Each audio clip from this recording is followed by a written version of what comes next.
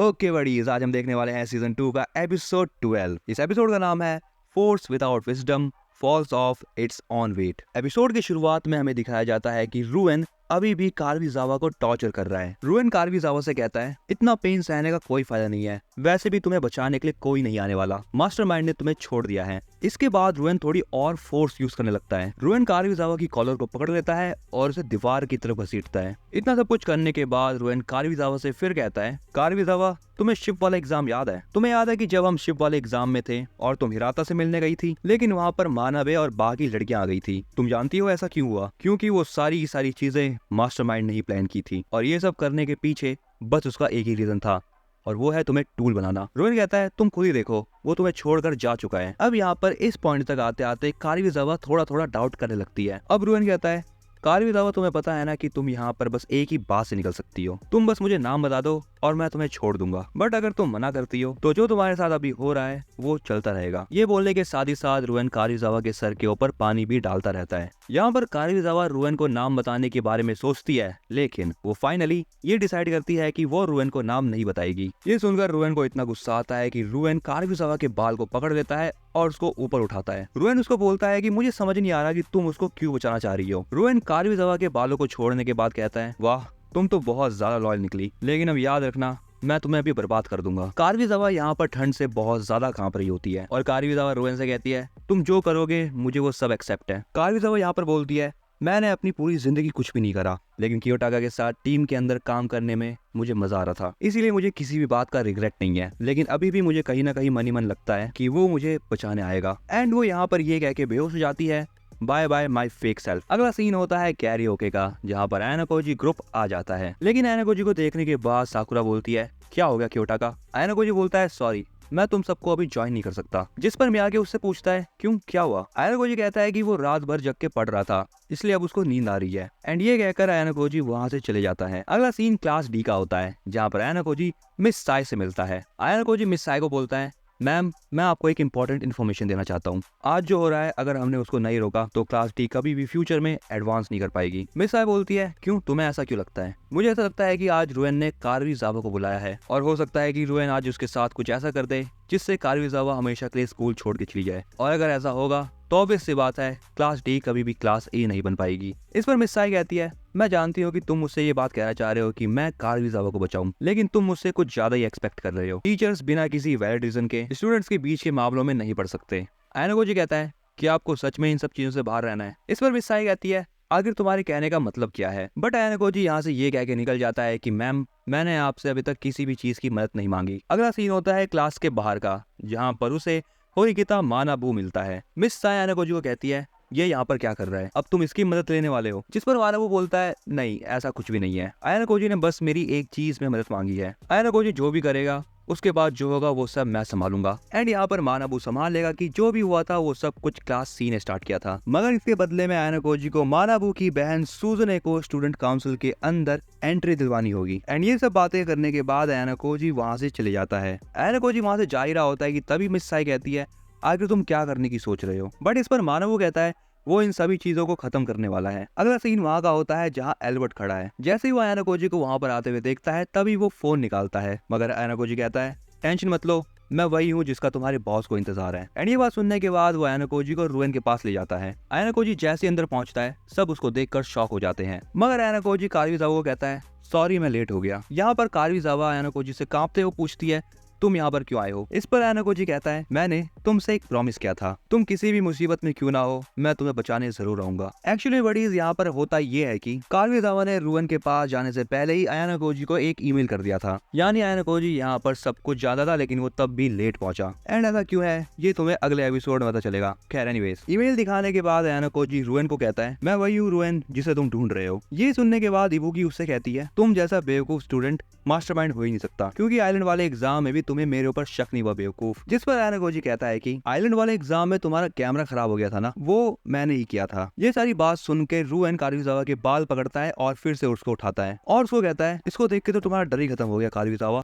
And इसके बाद वो आयनाकोजी को बोलता है अगर तुम क्लास डी के मास्टरमाइंड हो तो तुमने यहाँ पर आके बहुत बड़ी गलती कर दी। अच्छा ये होता कि तुम कार्विजावा को ऐसे ही छोड़ देते तो। तुम्हें क्या लगता है मैं तुम्हें ऐसे ही जाने दूंगा? तो चलो अब दिखाओ कि तुम क्या प्लान बना के आए हो। आयनाकोजी कहता है प्लान?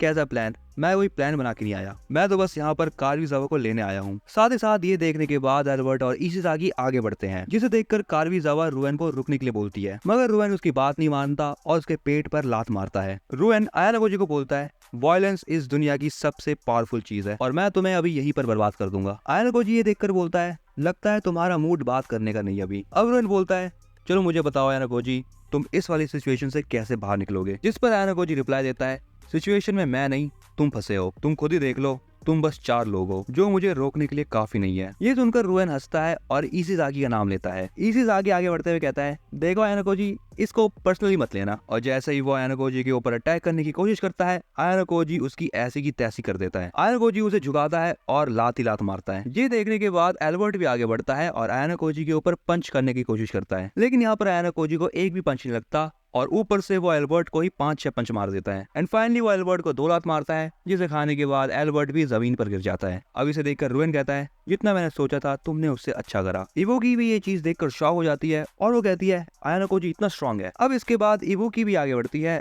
और आयानागोजी को किक करने की कोशिश करती है, मगर आयानागोजी उसके गर्दन पे बस एक हाथ मारता है और उसे भी शांत कर देता है। एंड अब ये चीज देखने के बाद रुएन आयानागोजी को कहता है, मैंने तुम्हें कमजोर समझ लिया था आयानागोजी। आयानागोजी इस पर कहता है, कमाल की बात है, तुम अभी तक ये सब देखने के बाद डरे नहीं। अब रुएन भी आगे बढ़ता है और आयानागोजी के ऊपर किक करने की कोशिश करता है, लेकिन आयानागोजी इसको डॉज कर लेता है। एंड इसके बाद आयानागोजी रुएन के दोनों हाथ पकड़ता है एंड थोड़ी देर हाथ पकड़ने के बाद वो उनको फ्री करता है और रुएन के पेट पर और फेस पर एक एक पंच मारता है, जिससे रुएन दीवार पर जाके चिपक जाता है। आयानागोजी रुएन को बोलता है, तुम इतने भी बुरे नहीं हो रुएन। जिस पर रुएन उसको रिप्लाई देते हुए कहता है, ये करके मुझे मजा आया आयानागोजी, चलो और मजे करते हैं। रुएन दोबारा खड़ा होता है और आयानागोजी के ऊपर वो इस बार सीढ़ी से अटैक करता है, बट आयानागोजी उससे भी बच जाता है और उसके बाद रुएन आयानागोजी को दीवार की तरफ ले जाता है। आयानागोजी यहाँ पर मनी मन सोचता है, रुएन एक ट्रेंड मार्शल आर्टिस्ट नहीं है, ये बस अपनी खुद की टेक्निक से लड़े जा रहा है। रुएन आयानागोजी का गला दबाते हुए कहता है, अगर तुम लड़ाई में इतने ही अच्छे हो तो तुम वहां क्यों नहीं लड़ते जहाँ पर लोग तुम्हें देख सके? आयानागोजी इस पर कहता है,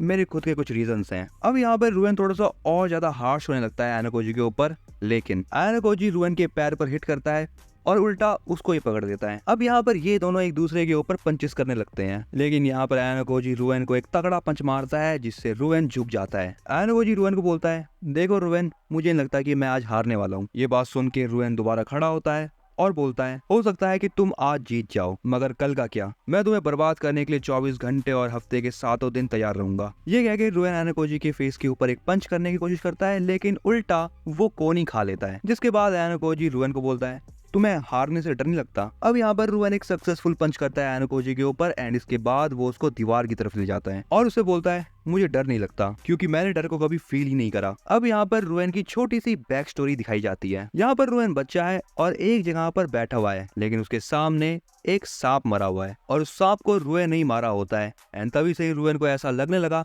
कि वायलेंस ही सब कुछ है। वो आयानागोजी को कहता है, मैंने डर को अभी तक एक्सपीरियंस ही नहीं करा। जिस पर आयानागोजी कहता है, चिंता मत करो, मैं तुम्हें अभी एक्सपीरियंस करवाता हूँ। ये सुनने के बाद रुएन आयानागोजी के पेट पर पंचेस करने लगता है, लेकिन उसको आयानागोजी ब्लॉक कर लेता है। ये सभी चीजें कारुइजावा भी देख रही होती है, जिसे देखकर वो बहुत डरी हुई है। यहाँ पर आयानागोजी पंचेस को ब्लॉक करने के बाद कहता है, अभी मैं डर को एक्सपीरियंस करने की सोच रहा था, लेकिन मुझे ऐसा कुछ हुआ नहीं और ये वही डर है जिसकी तुम बात कर रहे हो। मुझे ऐसा लगता है कि मैं कुछ भी फील नहीं कर सकता। इसका मतलब ये है कि आयानागोजी यहाँ पर अभी तक बस मजे ले रहा था। जिसके बाद अब आयानागोजी यहाँ पर फाइनली सीरियस होता है और रुएन को पंच ही पंच करने लगता है। आयानागोजी रुएन को बोलता है, बहुत हो गया रुएन। यहाँ पर आयानागोजी अब रुएन को नीचे गिरा देता है और उसके ऊपर बैठकर उसके फेस के ऊपर पंच ही पंच करने लगता है। रुएन भी अब यहाँ पर अपने आप को बचाने की कोशिश कर रहा है, लेकिन आयानागोजी उसको उठने ही नहीं दे रहा। आयानागोजी उससे बोलता है, तुमने क्या कहा था?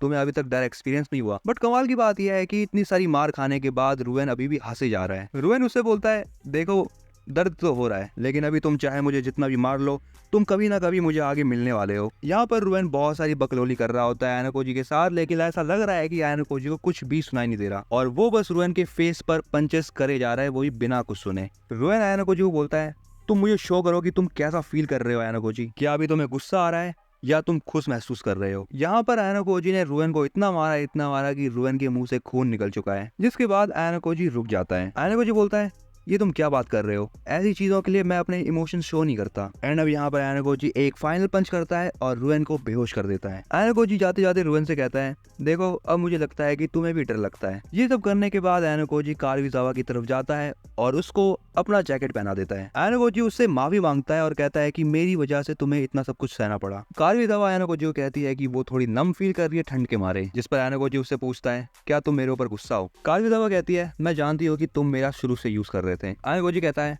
हाँ तुम बिल्कुल सही कह रही हो, लेकिन तब भी तुमने रुएन को मेरा नाम क्यों नहीं बता दिया? कारुइजावा बोलती है, ये सब बस मैंने अपने लिए करा। एंड अब इसके बाद कारुइजावा आयनोकोजी के पास जाकर रोने लगती है। आयनोकोजी उससे कहता है, जो भी चीजें तुम्हें परेशान कर रही थी अब तुम उन सब से फ्री हो, लेकिन ध्यान रखना आज जो भी हुआ वो किसी को मत बताना। सो बडीज, यहाँ पर होता है ये एपिसोड खत्म। और अगर तुमने इससे पहले के एपिसोड मिस करे हो तो प्लेलिस्ट को एक्सेस जरूर कर लेना। एंड अब इसके बाद सीजन का फाइनल एपिसोड आने वाला है, जिसके बाद जनवरी में इस एनिमे का सीजन 3 भी आने वाला है, जिसको मैं कवर करूंगा। तो उसके लिए कुछ नहीं करना, बस चैनल को सब्सक्राइब कर लो। और हाँ, अगर ये वीडियो तुम्हें पसंद आई है तो इसको लाइक भी कर देना। अपने दोस्तों को भी ये एनिमे दिखाओ अच्छी एक्सप्लेनेशन के साथ और इस वीडियो को शेयर कर दो।